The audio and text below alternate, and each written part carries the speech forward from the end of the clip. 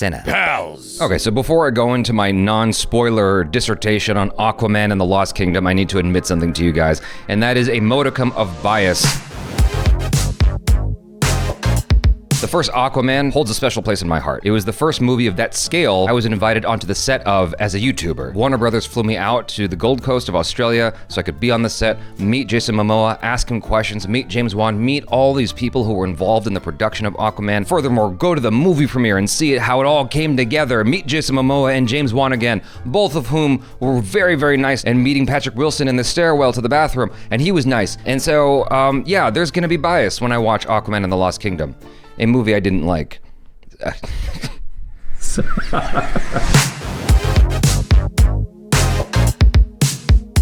Okay, I won't say I didn't like it. I just didn't love it. It wasn't great. It was mid.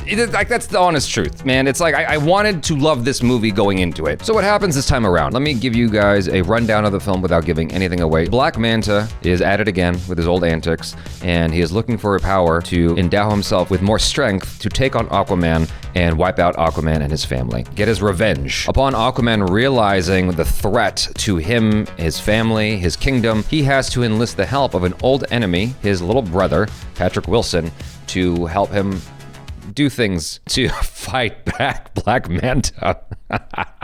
I don't like to do these like little vignettes, these little... Yeah, so anyway, him and Patrick Wilson team up. Yeah, that's their adventures therein. I'm watching and I'm like, this is a long intro to this film. You could have cut that first 15 minutes and just gotten right into the heart of it, into the throes of the story. But for some odd reason, I don't know if it was the studio or who wrote this. I don't know if it was the studio or the writers or whoever, but there was a lot of exposition to start the story off. Within that exposition, I found something I didn't like, and that was the portrayal of Aquaman by Jason Momoa this time around. There was something likable about him in the other installments that we've seen of Aquaman, whether it's Justice League, the Zack Snyder Justice League. Where else did he show up? In the Aquaman film. Wherever we have seen him show up, I've liked him more than I liked him this time around. Whatever he did in Fast X worked in Fast X. Whatever he did in Fast X does not work in Aquaman and the Lost Kingdom. And he did whatever that was and cranked it up. It's like, it's too much, dude. You ever hang out with someone and you're having drinks and you're having a good time and there's like ha-has going around, but then like, they had way more to drink than you, and now they're just obnoxious, and you kind of want to get away from them? That's how Arthur Curry started to feel in this movie at a certain point. Exacerbated by the fact that you got him side by side with Patrick Wilson, who is taking the material seriously and doing a fantastic job. Patrick Wilson's character has his goofy moments and his jokes, the things that he says that are kind of ridiculous, or things that he does that are kind of ridiculous. But he also has his serious moments, and he balances that line perfectly. I don't know if that's because he's got a better relationship with James Wan, because he's just more trained. I have no idea. Jason Momoa's been around a long time too. It just seemed like Jason Momoa was like, I'm just gonna have fun. And that's what he did. I felt like he needed to ground the character a bit more. Sometimes it was funny, don't get me wrong. Sometimes I enjoyed it, and I was like, this is, tickled me.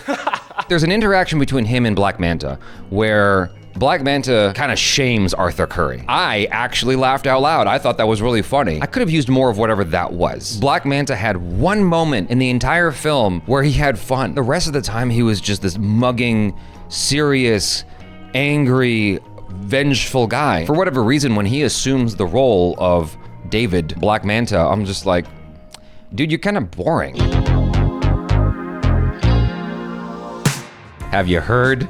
How much have you heard? How much heard is in, you getting the joke? When you watch the trailer, Heard is in there for like a frame. Whoa, man, they whittled her down. They whittled her down so much, and I'm like, is she in this movie? Do we just acknowledge her and then the movie moves on without her? Like that one line in the last season of House of Cards, Frank died.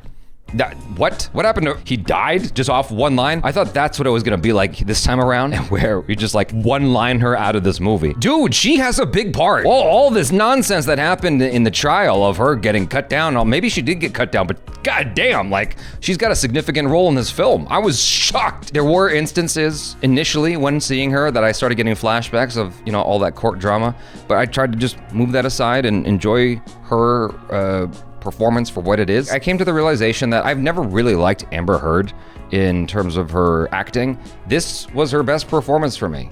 And that's not saying a lot, honestly. I'm not like losing my mind seeing her, like, why is she in this movie? I was more amused. I'm like, whoa, like she's in this.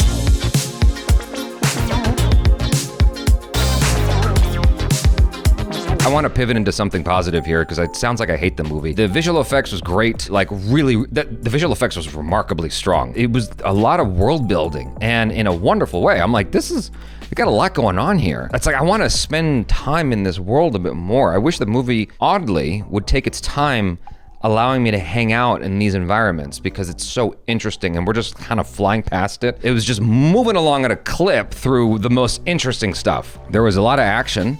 And the action was cool. The action was fun. The best part of this film, honestly, was, and it was a smart move, it was pairing up Jason Momoa and Patrick Wilson. They played off of each other very, very well. I still stand by my statement. I wish that they dialed back Jason Momoa's or Arthur Curry's, whatever that was. I wish they dialed it back because it just felt like too much. But they still played off of each other very well. And there was a fun adventure in this movie. You know who I could have done with more of, funny enough, was Nicole Kidman. Like, there's some action that happens at about the 25-minute mark of the film. They made her look cool. They made Nicole Kidman look pretty awesome. And I'm like, yo, let's get more of that, whatever that was right there. That was sick. One thing that struck me as a little bit odd was how much it felt like this film was borrowing from Lord of the Rings. Like, there's this whole history that the film starts talking about, and I'm not gonna get too deep into it. Stylistically, it was coming straight out of LOTR, dude. I'm just like, okay, that's cool. I like Lord of the Rings a lot. It's one of my favorite trilogies. I'm sure it's many of your favorite trilogies. I'm not mad at that, but I couldn't help but notice even the color palette looked something like straight out of Lord of the Rings. The style, the design, and all that stuff. This needed to be, oddly enough, it needed to be a longer movie